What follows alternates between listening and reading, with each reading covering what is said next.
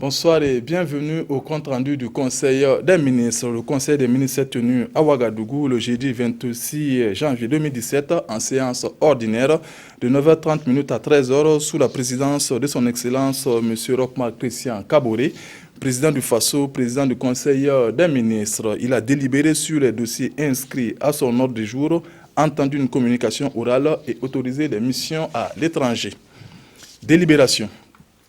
Au titre du ministère de l'Administration territoriale, de la décentralisation et de la sécurité intérieure, le Conseil a examiné un projet de loi portant institution d'une carte d'identité biométrique CEDEAO au Burkina Faso. Cette carte d'identité biométrique, instituée par une décision communautaire, vise à faciliter la mobilité interrégionale au moyen d'un titre sécurisé permettant de lutter contre les trafics et migrations illicites et de répondre aux enjeux actuels de sécurité. Le Conseil a marqué son accord pour la transmission du projet de loi à l'Assemblée nationale. Au titre du ministère de l'Économie, des Finances et du Développement, le Conseil a adopté 4 rapports. Le premier rapport est relatif à la mise en œuvre du protocole d'accord entre le gouvernement et les syndicats de l'enseignement supérieur et de la recherche, signé le 15 juin 2016 et son avenant signé le 29 septembre 2016. Le deuxième rapport est une ordonnance portant autorisation de ratification de l'accord de financement conclu le 5 décembre 2016 entre le Burkina Faso et le Fonds de l'OPEP pour le développement international OFID relatif au financement du projet d'interconnexion de la ligne Zanou-Koupela. D'un coût estimé à 13 millions de dollars US, soit 7 milliards 137 millions de francs CFA, ce projet vise à assurer la qualité de la fourniture en électricité et à soutenir le programme d'électrification rurale.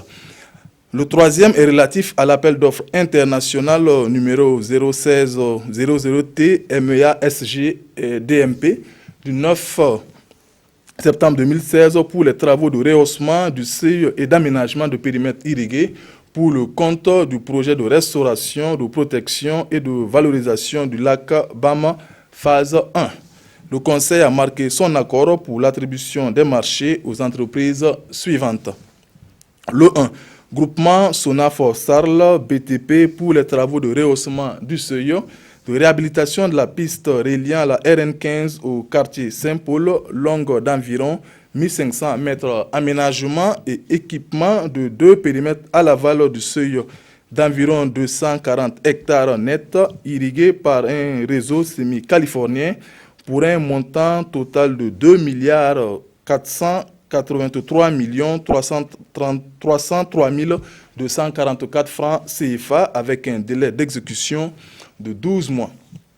Le 2, entreprise ECR BTP pour les travaux d'aménagement et d'équipement de 8 périmètres à l'amont du seuil d'environ 282 hectares nets irrigués par un réseau semi-californien pour un montant total de 3 milliards 578 millions 246 462 francs CFA hors taxe, avec un délai d'exécution de 18 mois. Le montant total des attributions s'élève à 6 milliards 061 millions 549 706 francs CFA. Le financement est assuré par la Banque Ouest africaine de développement BOAD et le budget de l'État. Le quatrième rapport est relatif à l'appel d'offres international réservé aux entreprises indiennes numéro 0160013 MRC SGDMP du 8 juillet 2016 portant acquisition de 135 bus de pièces de rechange, de moteurs et d'équipements des ateliers au profit des universités et grandes écoles de formation du Burkina Faso. Le Conseil a marqué son accord pour l'attribution des marchés à l'entreprise Ashok Leyland Limited pour 2 lots. Lot 1 pour l'acquisition de 60 bus de transport urbain de 70 places, de 12 moteurs complets, de pièces de rechange et d'équipements des ateliers au profit des universités et grandes écoles de formation du Burkina Faso pour un montant total de 4 milliards 150 millions 187 916 francs CFA, toute taxe avec un délai d'exécution de 180 jours. Lot 2 pour l'acquisition de 68 minibus de 35 places, 7 minibus de 22 places, de pièces de rechange et d'équipement des ateliers au profit des universités et grandes écoles de formation du Burkina pour un montant total de 3 932 721 064 francs CFA avec un délai d'exécution de 180 jours. Le financement est assuré par la Banque d'investissement et de développement de la CEDEAO BDIC et le budget de l'État. Au titre du ministère de la fonction publique, du travail et de la protection sociale, le Conseil a adopté un décret relatif au régime de la limite d'âge pour l'admission à la retraite des conseils pédagogiques de l'enseignement secondaire et au congé de fin de service. Ce décret fixe à 63 ans l'âge limite de départ à la retraite des conseillers pédagogiques de l'enseignement secondaire. Son adoption permet de régulariser la proportion de l'âge limite de départ à la retraite des conseillers pédagogiques de l'enseignement secondaire. Au titre du ministère de l'Enseignement supérieur, de la recherche scientifique et de l'innovation, le Conseil a adopté 2 décrets portant respectivement création d'emplois et nomination d'un enseignant dans l'emploi de professeur titulaire à l'université Ouaga 2.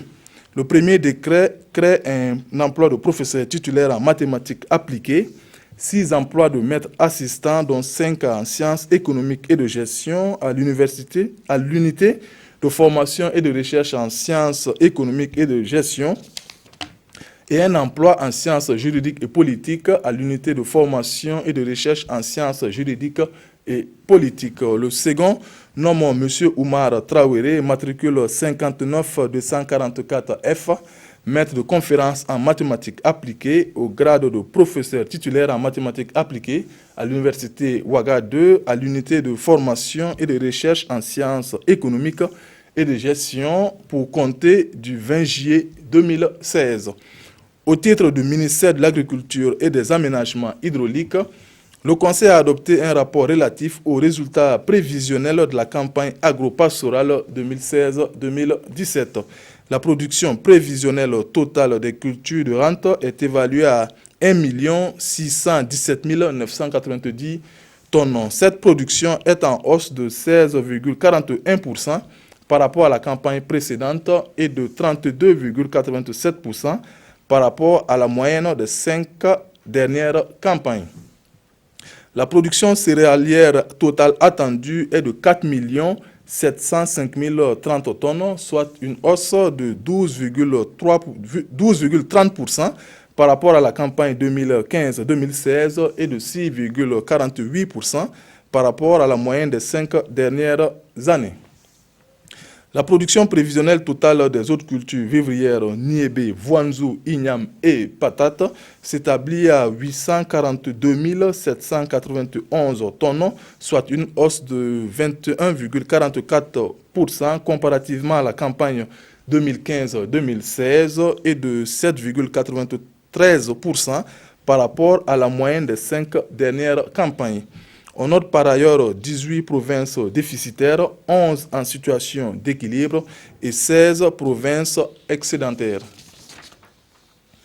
La cartographie de l'insécurité alimentaire qui en résulte nécessite la mise en œuvre du plan de réponse à l'insécurité alimentaire pour l'année 2017. Le Conseil a instruit les ministres concernés de prendre les mesures idoines pour une mise en œuvre diligente des recommandations du comité de prévision de la situation alimentaire. Au titre du ministère du Commerce, de l'Industrie et de l'Artisanat, le Conseil a adopté un rapport relatif à la tenue à Ouagadougou de la clôture du programme d'appui à la consolidation du cadre d'action pour le partenariat UE-Afrique sur le coton du 25 mars au 1er avril 2017. Initié et financé par l'Union européenne au profit des pays d'Afrique, des Caraïbes et du Pacifique, ce programme établi en 2004 vise à contribuer à la lutte contre la pauvreté dans les zones cotonnières africaines par l'amélioration de la compétitivité, de la valeur ajoutée et de la viabilité des chaînes de valeur du coton africain. La clôture du programme se tiendra sous le thème « La transformation du coton, un défi pour l'Afrique, les nouveaux enjeux des chaînes de valeur du coton en Afrique ». Communication orale. La ministre de l'Économie, des Finances et du Développement a fait au Conseil une communication relative à la participation de son Excellence M. Rochmark Christian Kaboré, président du FASO, à la deuxième conférence extraordinaire des chefs d'État de l'autorité de développement intégré de la région de Liptako-Gourma le mardi 24 janvier 2017 à Niamey, au Niger. La conférence s'est penchée entre autres sur des questions sécuritaires, notamment la création d'une force mixte multinationale de sécurisation des frontières entre le Burkina Faso, le Mali et le Niger.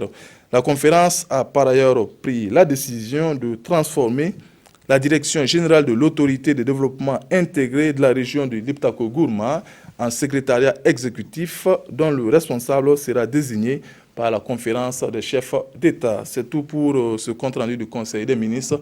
C'est signé Rémi Fulgence Dandinou, ministre de la Communication. Bonsoir.